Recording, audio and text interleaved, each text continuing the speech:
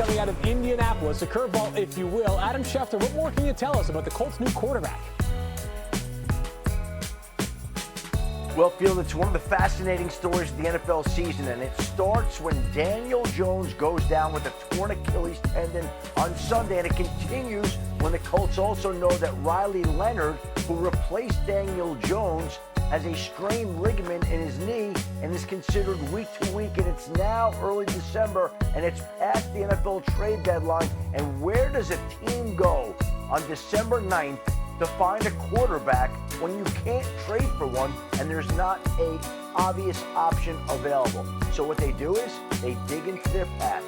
They go back to a quarterback in Philip Rivers that hasn't played in the NFL in 5 years. That's 44 years old. That's the father of 10, the grandfather of 1. And he has a deep connection and deep relationship with the Colts head coach Shane Steichen. They speak regularly. It's the same offense that Philip Rivers has run throughout his entire NFL career. And so when the Colts are mulling their options and they know they're in a difficult, challenging position, there really might not be an option that is any more appealing than Philip Rivers. They reach out to him. He's thinking about it. He's interested. He flies to Indianapolis Monday night. They reach an agreement today. Philip Rivers is coming in, and now everybody wants to know when he might play. It's possible he could play as soon as Sunday in Seattle. Now, again, here are the Colts' options. They can go with Riley Leonard, who may or may not be healthy. If he's not healthy, that moves up the timeline on Philip Rivers. Philip Rivers is going to go through practice on Wednesday and Thursday. We'll see how he's feeling. But he knows that offense better than any Colts quarterback in the building. So we'll see where they wind up. But obviously, this is going to be something that everybody is going to be paying close attention to all week long. Shefty, there's no two ways about it. It is an unbelievable story. We are now joined by our quarterback, Dana Orlovsky, not quite as old as Philip Rivers, Mina Kimes, and Marcus Spears in just a few moments on Field Yates. What do you make of this move, Dan? It's unbelievable theater, no matter how this goes for Philip Rivers and the Colts. I am rooting hard for a Colts-Steelers AFC Championship game. No. We get Philip Rivers versus Rodgers in the AFC title, combined 86 years old. The Colts have tried. I feel bad for them. I go 12, 13 years ago, they draft Andrew Luck. There's the answer. Then they bring in Matt Ryan, and then they bring in Carson Wentz, and then they draft Anthony Richardson. They just haven't been able to catch a break. Then they get Daniel Jones, resurrect his career, and now here they are. I'm shocked. I'm shocked. Skeptical? I can't imagine he's going there. Of course I'm skeptical. Yeah, I don't want to be disrespectful to a guy that's going to be in the Hall of Fame. Yeah. He's not going there to ride the pine. Right. If Riley Leonard, what is your knee injury? You're a sixth-round pick. Sixth-round pick with the chance to go on a playoff run, I'd have to be dead to not be on the field. So I would have challenged Riley Leonard, get on the field. There is no injury that should keep you off the field. Could he function? I'm sure Philip Rivers can still throw the football. This is an RPO offense. They're not going to be able to run it as much as they did. But I thought Riley Leonard did some good things last week. Yep. If he was even remotely healthy, he should be the one playing. Yeah, I'm sorry. Adam Schefter saying grandfather just froze my brain. He has to be the first NFL grandfather to ever play, right? If he ends up playing. I've been asked ever since. Yeah, this news broke. What do you think of Philip Rivers? What do you think of his film the last time? I don't know. It was 2021. The last time Philip Rivers played, we had just launched this show together. We were not allowed to travel. Marcus Spears Jr. was 5 inches shorter, and my son wasn't alive. I don't know what Philip Rivers looks like in 2025. But here's what I do know. They got the Seahawks, the Jags, whose pass rush has been on fire, and then they finish against the Houston freaking Texans. That is a gauntlet. And if Rivers gets in there, I know the ball's going to come out super fast. I know he's going to hand it off. I want to see it, but guys, I kind of don't want to see it against those defenses because I'm going to be worried about him given the schedule. Meaning you hit right where I was going. It's not about Philip Rivers for me. It's about what we watch two of these particular defenses do to quarterbacks that's been getting reps every day for the last 5 years. It's just hard for me to believe that the Colts find themselves in this situation.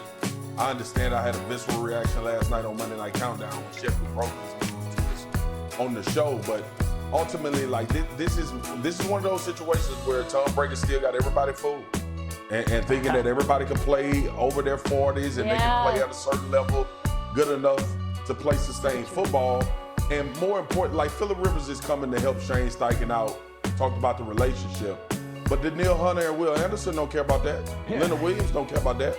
Mike McDonald and those simulated pressures don't give a damn how old Phillip Rivers is. They're going to try to tear his head off. And every quarterback plan is to get the ball out their hands quick when they play these defenses. Unfortunately, every quarterback that play these defenses get hit about 12 times a game. So, listen, this is where we are. It's unfortunate for the Colts. I share that sentiment with Dan as a team that had a plan, traded for Sauce Gardner because they thought they were on the track to have a real shot in the AFC. But to bring a 44-year-old quarterback who's had a tremendous amount of success, who to Dan's point is going to the Hall of Fame, that's wonderful. Nobody on these defenses cares about that. And I'm scared for Phillip Rivers. Let me just throw that out there. Yeah, understandably so. So in a search for some potential silver linings, our friend J.J. Watt, who of course calls games over on CBS, had an interesting post on Twitter earlier today after this news broke. Quote, a fun fact learned in production meetings. Phillip Rivers ran the same offense as the Colts for his son Gunner's high school team this season.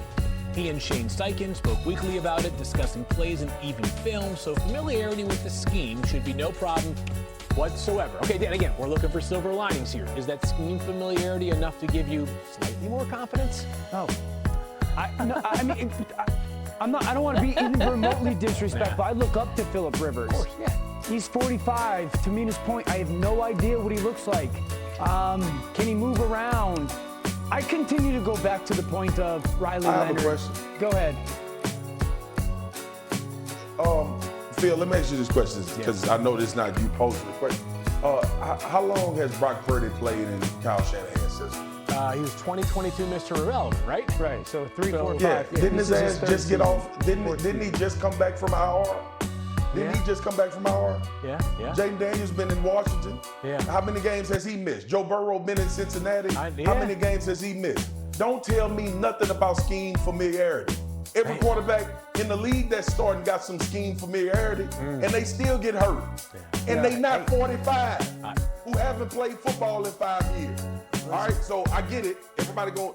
There is no silver lining when you got to call a guy that's been out of football for 5 years to come start quarterback for you in the dead heat of the season with a team trying to make the playoffs. This is a panic button, and it's unfortunate for the Indianapolis Colts, and I feel like it's unfortunate for Phillip Rivers as well.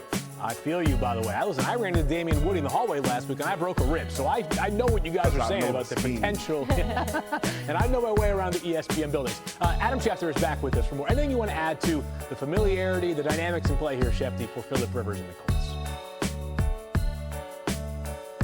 Well, the Colts are desperate. Marcus is right about that. And desperate times call for desperate measures. And so they've turned to a quarterback who's older than their head coach, who's older than their offensive coordinator. And if we think about it, in recent weeks, we've seen the Denver Broncos go and sign Mercedes Lewis at his age. This week, we saw the Tampa Bay Buccaneers sign Jason Pierre-Paul to their practice squad.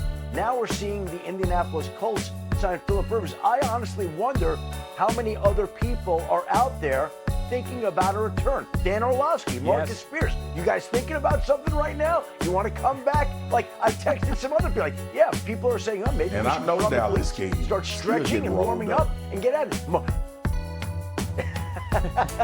Shefty, can I ask you a question? Well, I'm just telling you, we're starting to see some people. Yeah, go ahead. I would assume he's not going there to just go there and hang out. He's signing there to be the, in theory, starting quarterback for the remainder of this season. Is that an accurate assumption? I wouldn't say that necessarily. I think he's going there with the idea that he's going to be playing. I don't know the rest of the season. I don't know if it's going to be this week.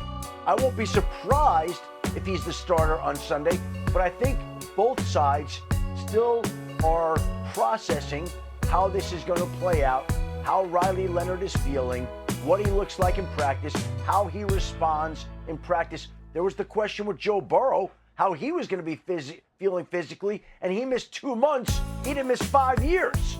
So they have to see how he's going to be feeling when he gets through practice Wednesday and Thursday before they're ready to anoint him as the starter. Look, I think this, Dan, he's